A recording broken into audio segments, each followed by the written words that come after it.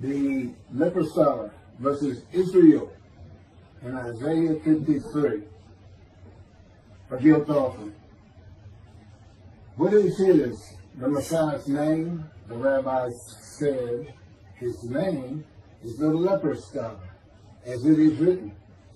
Surely he hath borne our griefs and carried our sorrows, yet we did esteem him a leper, smitten of God and afflicted.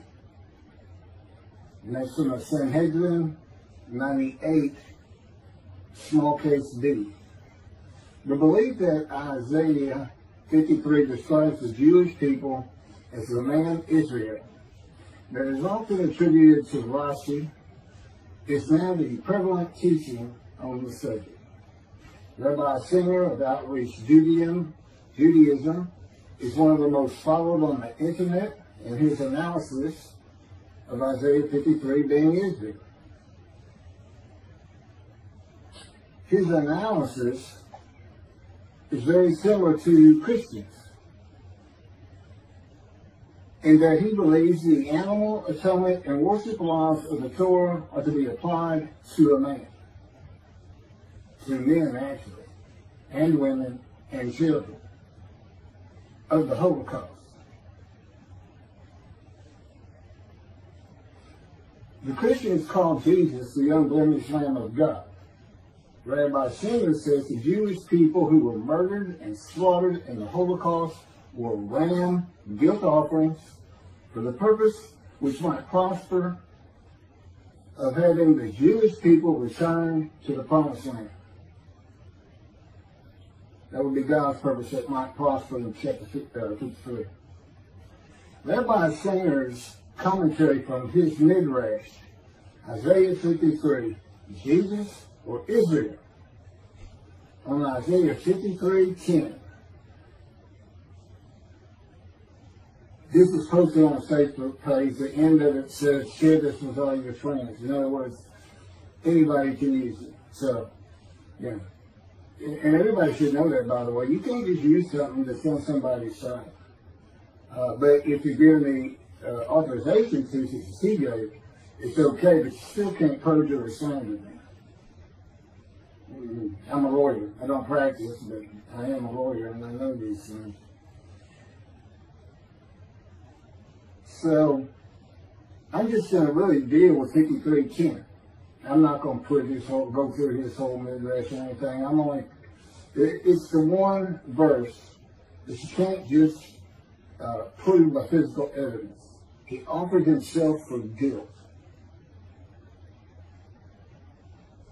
You know, all you can do is take somebody's word for it that you did. Except there is a little bit more. In any event, I am going to read, this is in quotes, there's no, I didn't do anything, I didn't even make corrections with his background or anything. It's exactly as it is in his midrash in Isaiah 53 that he had posted on Facebook in his notes many years ago. I was a friend of his at the time. So I'm sharing it. I'm sharing 53:10, but I'm going to give my commentary on it, contrasting it with his commentary and the problems I see with that, which is not an unusual thing the Jews have always done, but in particular in the times of the Talmud, Rashi, Rambam, they were always writing about each other and what that person thought and this and that. So I'm going to read everything because it's in quotes, and I don't want someone say I misquoted something, because I'm not. So he starts out, and he quotes himself, 53:10. Hashem desired to oppress him, and he afflicted him, if his soul would acknowledge guilt. He would see offspring and live long days, and the desire of Hashem would succeed in his hand. Then he quotes 53:10 from the Jewish Publication Society. He doesn't say where the first one came from. I recognize it, but I don't know where it came from either. But the Lord chose to crush him by disease, that if he made himself an offering for guilt, he might see offspring and have long life, and that through him the Lord's purpose might prosper.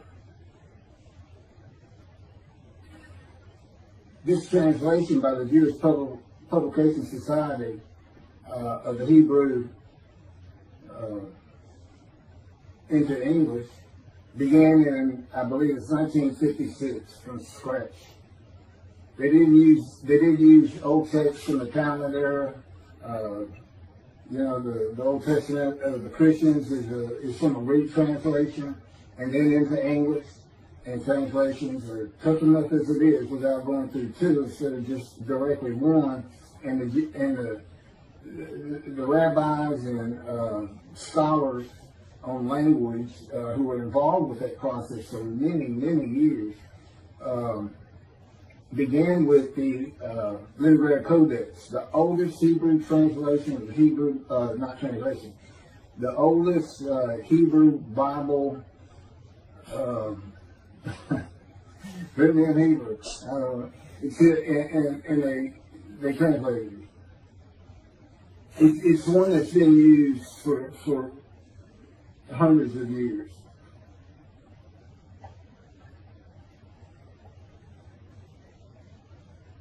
So then, after giving these two verses of 53:10 from different sources, here's what he has to say. Not only are we stuck with the same God punishment, God situation here, as we were before, this one is even more perplexing. Yeshua was supposed to be the sinless, unblemished Lamb that died for your sins on the cross, and yet it states right here that if he would have acknowledged his guilt, he would see offspring and live long days. The JPS, Jewish Publication Society, rendering gives a little different twist to an already sticky situation. It says, parentheses, if this were referring to Yeshua, close friend, that the Lord chose to crush him by disease. I don't know if you can classify a cross as a disease or not, but I don't think hanging and being crushed are the same thing either. In fact, according to John's Gospel, not a single bone of Yeshua's body was broken. Of course, this is stated so he could be equated with the Passover lamb, and John is the only one that compares Yeshua to the Passover lamb. But how could this be speaking about eternal Israel? Very easy. The offering of guilt in this verse is actually, literally translated as guilt offering. The significance between the guilt offering and the Holocaust is so astounding, even as grotesque of a thought as it is, I could not overlook it. The guilt offering is defined in Leviticus chapter 7, and goes something like this. The guilt offering is a fire offering in which all the parts are to go up in smoke, and the high belongs to the one making the offering.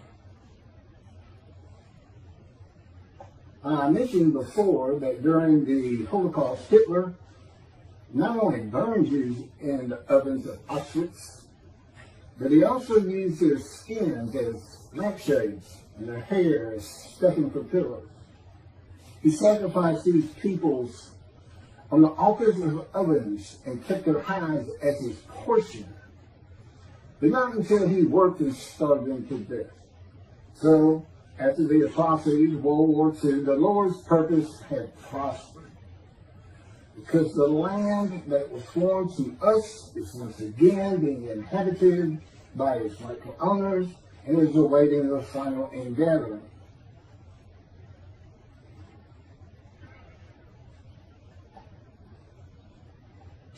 The guilt offering, that's it for the quotes. That's his commentary on verse 2. The guilt offering is a sacrifice made for unintentional transgressions. It was distinct from the biblical sin offering. The transgressor furnished an unblemished lamb for sacrifice at the temple in Jerusalem, as well as in cases of sins against holy idols, theft, commission of fraud, or false oaths, with monetary compensation to the victims for their loss. Plus they mark up to 20% of the value to cover the priest's earnings. That's the guilt offering. An offering for guilt,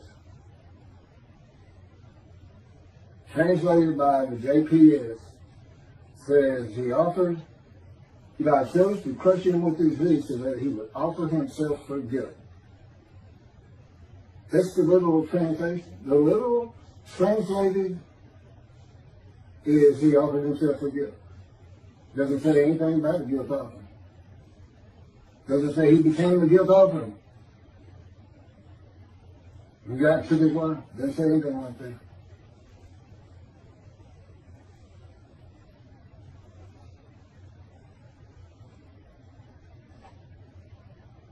The Jewish people murdered in the Holocaust had not made any unintentional transgressions against Hitler and did not make monetary compensation to Hitler if they did.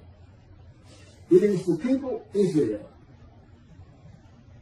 that makes themselves an offering for guilt, and Rabbi Singer analysis, though he seems to be saying Hitler made a guilt offering to God of blemished rams. And these aren't this is an unblemished lamb of God. The unblemished rams of God for guilt offering sacrifices. These are all just regular people. Everybody has some sins in their life. So they technically, if this is what happened, I really can't figure out what he's done here. But I do my best. I try to keep an open mind. But you can't offer an animal in any of the offerings that's blemished, defective, sick, disease. You can't offer them. God won't accept them. And human beings are not a part of an animal sacrificial and atonement system. System of running. Running what sin is. Running, it can cost you. You might have to give up your prized animal if you want to be forgiven by God. And it teaches you how to cook your food. It's a system he did away with through his prophets. Isaiah chapter 1, Amos, Psalms. He told the Jewish people. Not only did he say, do not sacrifice your children, which they were doing to a fire god all too often, but he told them, I no longer want your animals. Stop sinning is what it all boils down to. And this is even picked up in the book of Hebrews of the Christians. Basically, Jesus said, God no longer wants bulls and goats for sin. He has prepared my body to sacrifice for sin. The final sacrifice. His body prepared by God. I don't believe that any more than I believe God would accept a blemished Lamb of God, because, and I've already shown the video, you cannot deceive. It's written in the scripture how he manipulated and lied and changed verses. He's a liar and a deceiver. He's a false prophet. He prophesied 5 times of his return and he never did it. And he even said it's going to be quick, it's going to be quickly, it's going to be quickly. That's been over 2,000 years. But basically, it was his generation. When he was born, everybody alive at that moment is his generation. When they're all dead, his generation's over. They're all dead. He said, I preach you shall see me return. Sounds kind of vengeful, kind of like the movies you see with the fellow getting ready to be electrocuted and tells the one, I'm coming back. Partial. You, the people of Caesarea, there are those amongst you who will see me return. And never did. You, members of my 12, there are those amongst you who will be alive when I return. And never did. My favorite, Book of Revelation. The great story of destruction of all things, and Jesus comes, and the Jews that don't believe in him are not only killed, they're put in hell. Judaism doesn't even believe in hell. If they don't believe in Jesus, well, why would you believe a liar, a deceiver, in a book of lies and deceit? People who believe in human sacrifice. being healed by the blood of the death of another? Do they not want to be responsible for their own actions as it is? It's a sick, sick religion. And if you knew God as I knew God, you would know how repulsed he is at the thought that he would offer a human sacrifice to anyone, much less the Gentiles. He doesn't give any. You sacrifice to the gods the maintenance did to receive favor. What favor did the Gentiles give God? With their presence in heaven? The continued sinning? I've been told Jesus won't just forgive your sins if you accept him. He's going to forgive all the sins you make the rest of your life. Because he already knows you're going to do it. So he's forgiven you.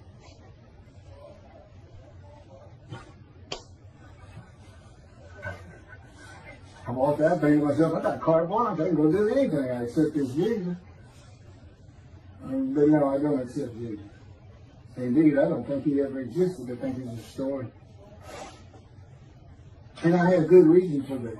But let's get back to God murdering his children. I don't think Hitler offered them.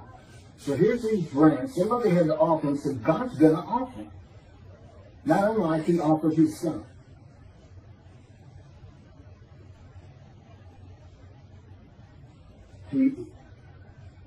There's no slander. And I haven't even finished yet. So, Hitler sacrificed these people on the altars of ovens. These ovens to get rid of bodies of fire and become altars. And took their hides as his portion. It's very interesting. Because in verse 11 of Isaiah 53, the righteous servant who makes the many righteous receives as his portion the many, and as his spoil the multitude. The reference is to the people he's making righteous, the many. Many will be made righteous. A righteous servant makes the many righteous. Your portion, the many. You keep your followers. Make you donate to your cause, giving God's temple a little bit. But I gotta wade through rabbis like this. And Jews for Judaism and Michael Sobach, who basically just ignores Ken. It's so simple. If you're going to use Israel as the man to be identified in Isaiah 53, who's supposed to be God's representative, like Moses in the day of the Lord, but if you're going to use them, you're going to have to use them as God used them with Moses. You gather every single one of them. They have to agree to a man. I want to know when all Jews got together as one and were plagued by God with disease and brought to grief with sickness, that they would offer themselves for guilt to God. They give them all life and make the many righteous. How many people did the murdered Jews of the Holocaust make righteous? How many of them saw their children after that? None of it makes sense. And Hitler's portion, is it him? Did he make the offering? Why is he getting a portion? Is Hitler the righteous servant of God? It's what he's saying. It's mind-boggling. And yeah, he's got thousands and thousands and thousands of Jewish people believing this. And I'm that man. I'm God's representative. I am his Moses. And this is what I got to wait for. Those people that follow Tovia, they'll throw you out of a group so fast, even suggesting, hey, it could be Elijah, the same purpose. They both have to make people righteous, bring them back to Judaism, and they both have a task which might prosper. God's purpose in Isaiah 53 is not stated. We don't know it until Malachi 3, which is where God announces the day of the Lord. And he says, I'm sending my messenger, who is Elijah, and I'm going to return to my temple suddenly. That's his purpose. Okay, so picking back up. Rabbi Singer seems to be saying that Hitler is the man of Isaiah 53 who makes an offer of Israel, the Jewish people, which again would have to be all of them if you're going to call them Israel, as a Leviticus land guilt offering. And Hitler receives as his portion their hides. Isaiah 53:12 says, God's righteous servant, which is Israel, and we're using the 6 million of the Holocaust as Israel, as best I can tell. Because the rest of the Jews, another 6 million, didn't offer that 6 million up, and that's not what he says. He's saying God did it. Because God's purpose was, I want y'all back in the promised land. So he murdered and created the Holocaust. I guess he raised Hitler up for that purpose. And I don't think so. I don't understand thinking like that either. I don't get it one bit. But that's me. I couldn't believe it when I read this. I really couldn't. And I'm going to offer myself for guilt. The guilt that the Jewish people feel from not being righteous, which is why they're sick and suffering in the opening verses. Who are the witnesses? It's not kings, as everybody seems to think from chapter 52. There's a reason they're in quotes. And then God says, well, you got to be suitable for my purpose. And the purpose is I want you to go make these sinners, these people who are sick, emotionally sick, from being unrighteous, by being my righteous servant. That makes them any righteous.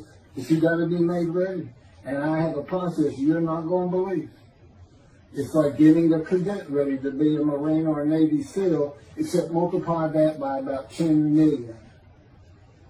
It's in his power, and with me, he came to me in the womb to make certain that I lived a life of suffering, filled with disease and injuries, and for just many other things. It's in the book. He came to the womb of Jeremiah to make sure Jeremiah was a priestly, godly man. I was the exact opposite, an atheist for 60 years. And I had a furious spirit just like Moses and just like Ezekiel.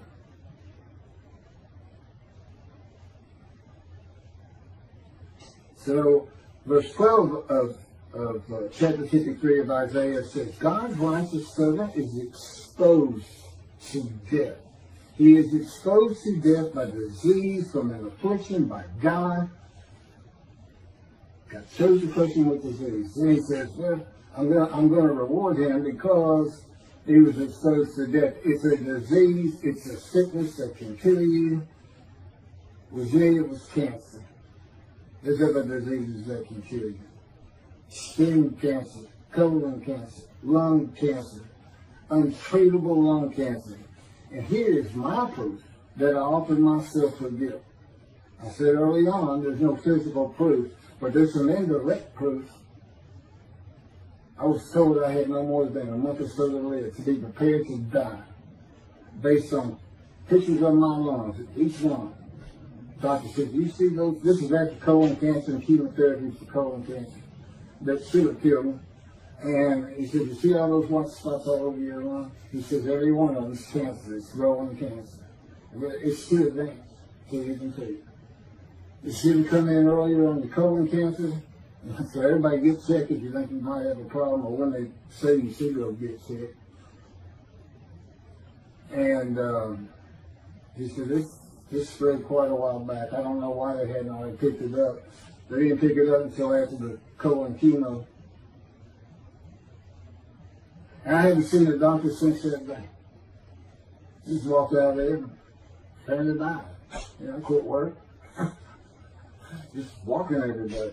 I get stoned. It's just hard to say. In many ways, I guess I was in denial. They said that's part of it. I guess I didn't even think I was really going to die. And, for the most part. And that was when the planes hit New York. That's 20 years ago.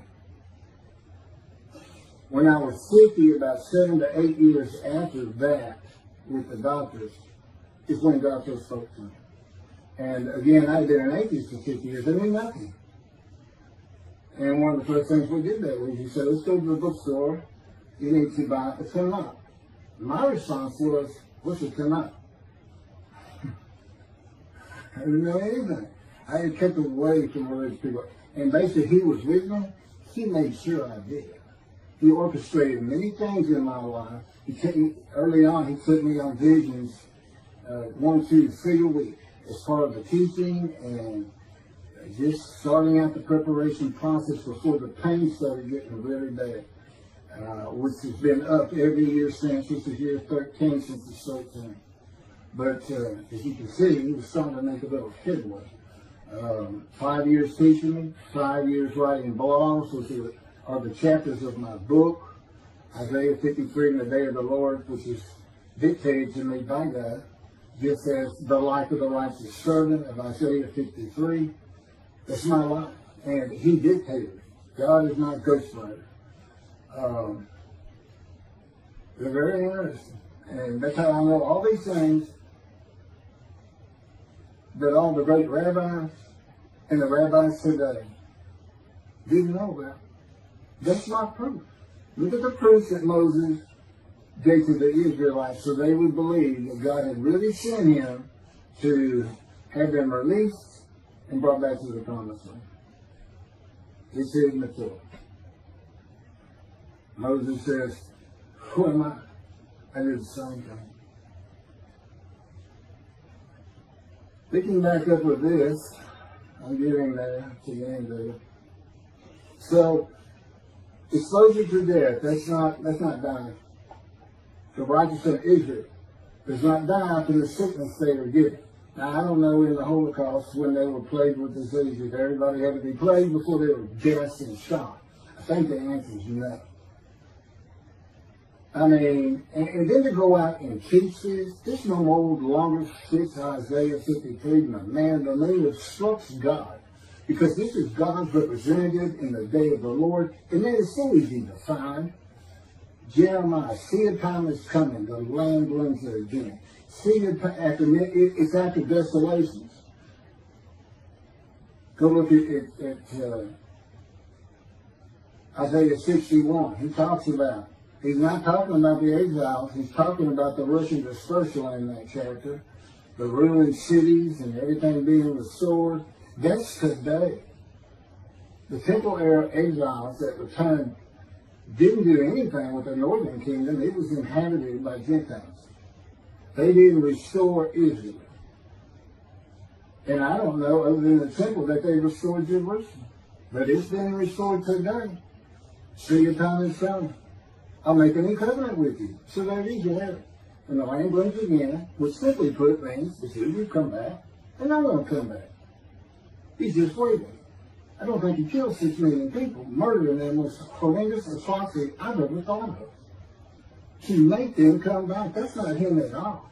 God's like, he's like that old crusty dad that just says, I made all of this for you, this big branch. I did it all. I struggled and I've always dreamed of you taking it all over and continuing our name. And he looks up and his son is in a dapper suit with a suitcase and says, going to the city. And he repeats what I just said. And the son says, no, I don't really want it. No, I mean, it's a nice place, nice land. I know you like me to tend it for you and take care of it and exalt his name in doing so, making it beautiful, building him a new house if he needs one. But then I'm going to go to the city, man. Now, I realize he's not getting pushed out by the Romans. But, 2,000 years went by plus. With no one really coming back to the story. And that's how the scripture read, and that's how he writes it. I know all the practicalities, Zionism and everything else. But the fact is, they did return in 48, create Israel, and blooms again, Jerusalem's rebuilt, Jeremiah 31, 2 times to come have been fulfilled. Okay, we have a new covenant. There's only 2 covenants unfulfilled in the Hebrew Bible. The covenant of friendship that God grants when David, Moshiach, is here in Malachi 3, the day of the Lord. The chapter of the day of the Lord. And it's the change day of the Lord from all the different references in 5 or 7 other books of a day of terror and destruction, of horrendous plagues, where evil is eliminated from the human race, but the good stay. Okay, well that's never going to happen.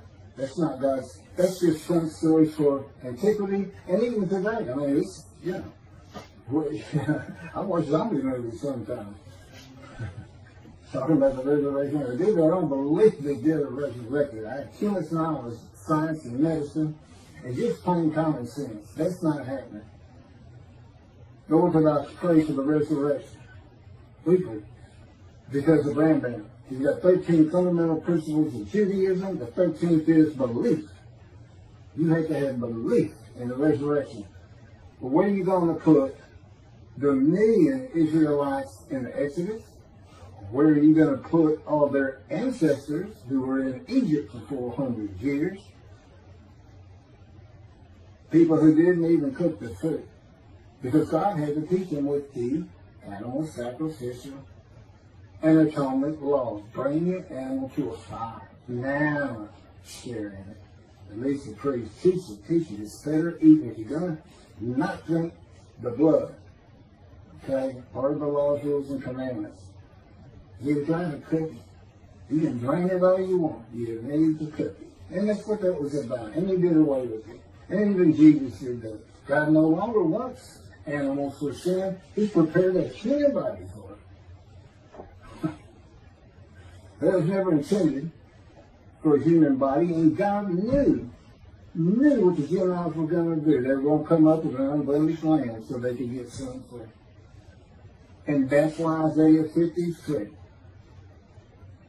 describes the man as blemished and with defect by some of the words. If you look up the definitions of the sin in it, serious injuries, it's an entire life of misery. I am the man of Isaiah 53. I make every verse. My midrash will show you that. It'll show you how all these things that I'm talking about, of course, they're in the book. I am the exact opposite of Jesus Christ. I am the blemished, disfigured prophet of God. I'm not a lamb. I'm a man. I can't be used for the human sacrifice system if anybody's thinking about it. Because I'm the righteous servant of God. They think, oh, that'll be a good sacrifice. That'll be good. What I want to see, now that we all know the Jews are the righteous servant of God, all of them. It's 7 million in Israel, 7 million in America, and I don't know how many millions in Europe and across the world. I'll just say 14 million. When are they going to make the world righteous? They say they're the righteous servant. When have they made the many righteous and a multitude as one man is it? It's so far from thing. It's just as far as Jesus Christ said.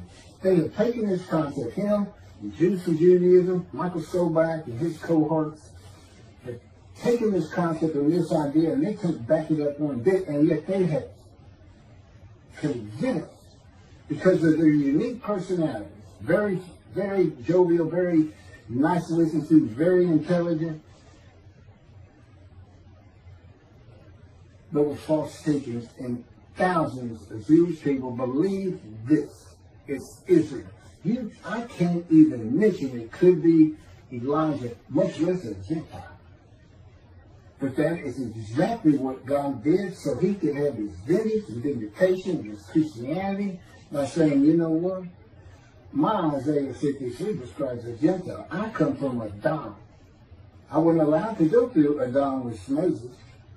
I come from Adam. In the Talmud, that's Christianity. Esau and Adam.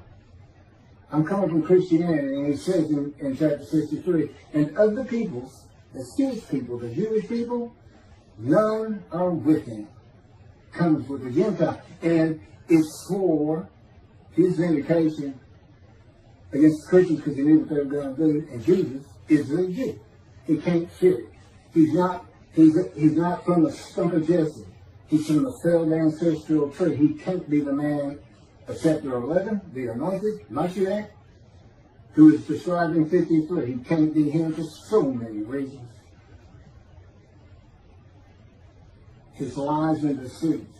Now maybe other rabbis who've seen these things, like Zacharias riding the ass into Jerusalem, and he says, I'm going to be crucified there by the Gentiles.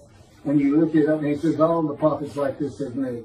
Well, there's 20 prophets in the Jewish Bible, and not one of them says it. What one does say is, the Moshiach will ride ass into Jerusalem. Basically means he's going to be a humble man that doesn't have to be created by me.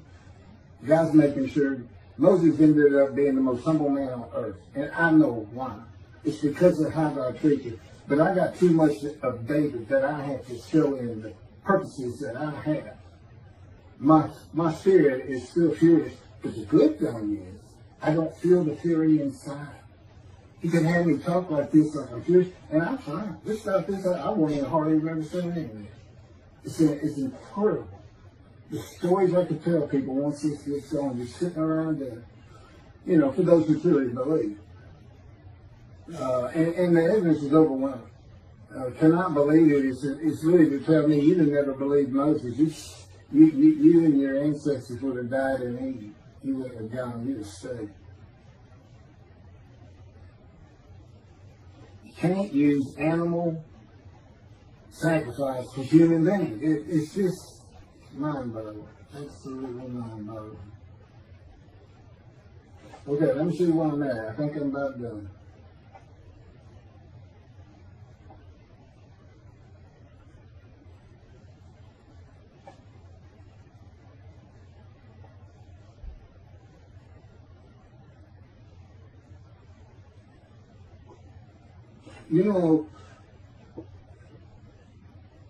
When Tovia Singer says in his commentary on Chin, and I had this in quote, so I pulled that out from that. He says that this phrase, that if he made himself an offering for guilt, is interpreted by Rabbi Singer to be, quote, actually, literally translated as guilt offering. Now, he is very well known for interpreting the Bible of his own without using anybody else's translations. And his people listen to him all the time to see what the translations should be and how maybe the Christian Bible got things wrong, or even the Hebrew Bible. I don't think we've ever seen that. But in particular, a lot of these people are Christians who have converted to Judaism, or they are Jews who were Christians just by how they were raised. And then, I guess Messianic Jews too sometimes. But they look at him for translations. And look at the words he uses. Talk about the scepter. Actually, literally, translated as guilt offering. The JPS, a panel of men who worked their lives at interpretation of translations, they didn't come up with that. Rabbis from Orthodox, Conservative, Reform, and then linguistic experts from universities, well-trained, well-pedigreed. And they don't say it's actually literally a guilt offering. And that's what God's saying, so let's use his animal sacrificial system. And in Tovia's case, let's offer up 6 million Jews. You see, none of that works. And people don't, none of it works. So what he's really saying is God just murdered 6 million Jews to scare them all back to the promised land. That's all he's really saying. Does anybody think God did that? I don't. I don't. I don't even think, when he said he put a plague against them in antiquity, that he really did it. I think the plague was just there, no different than the pandemic we're under. Well, much different, but that's just the way times were when you didn't have medicine, people didn't cook their food, and this and that, he would tell you. He said that I took credit for him to scare them. I had to scare these people to death. So it goes up to Moses.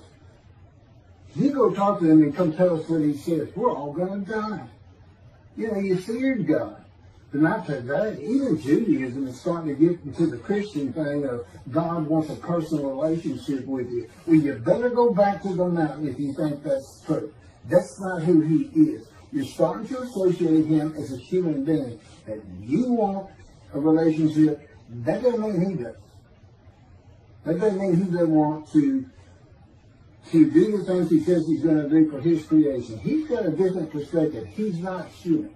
He is an entity, a being in existence that does have emotions, but he's got absolute knowledge and absolute power. He thinks it, puts it in a vision, he wills it to be.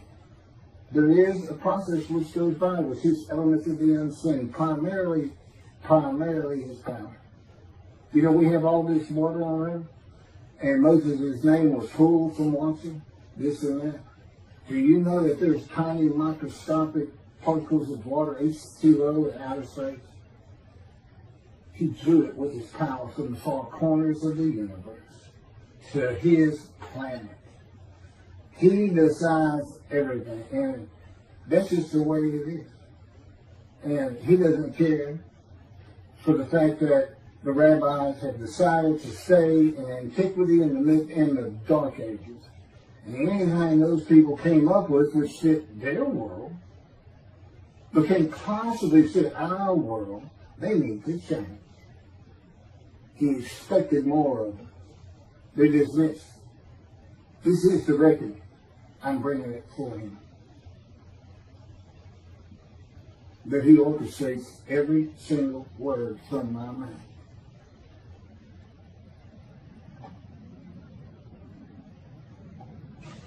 Bottom line? Bottom line. Here it is. Let me change up with this.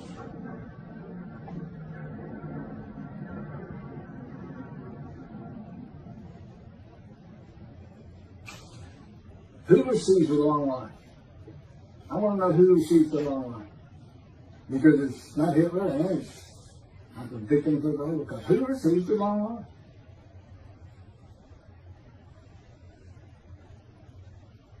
No one. Would God accept an animal sacrifice of blemished humans from the Gentile Hitler? No.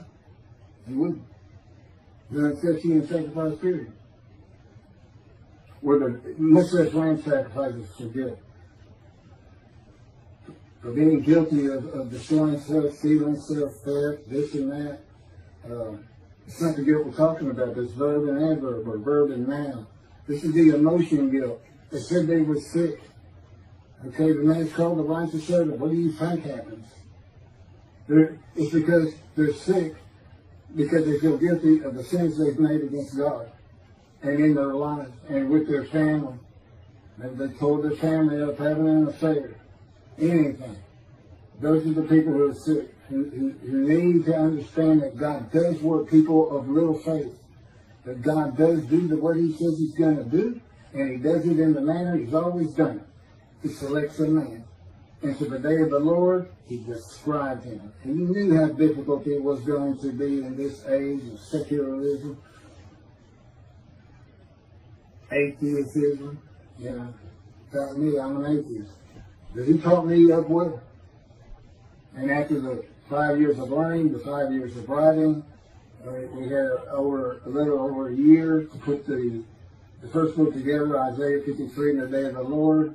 And then just recently, that was a year and a half or better ago. And then here just recently, he just all of a sudden had me write The Life of God's Righteous Servant, dictated it to me. And it didn't take 7 days to put it together. Although I'm still tinkering with it, changing things. Which makes me feel like I'm part of it. He does that for me. I always feel like I'm filled myself. Still make mistakes and errors, this and that. But when I'm dealing with his stuff, I don't ever worry about it. Because I know he's doing it perfectly, and perfectly as he wants it. Were the victims of the Holocaust crushed with disease? I don't think so. I've never heard such a thing. Are the 6 million murdered Jews of the Holocaust all the Jews gathered as one man? No. Did God murder 6 million Jews? No. Have the Jewish people as one man made the many multitude righteous? No. The 6 million murdered in the Holocaust should have been.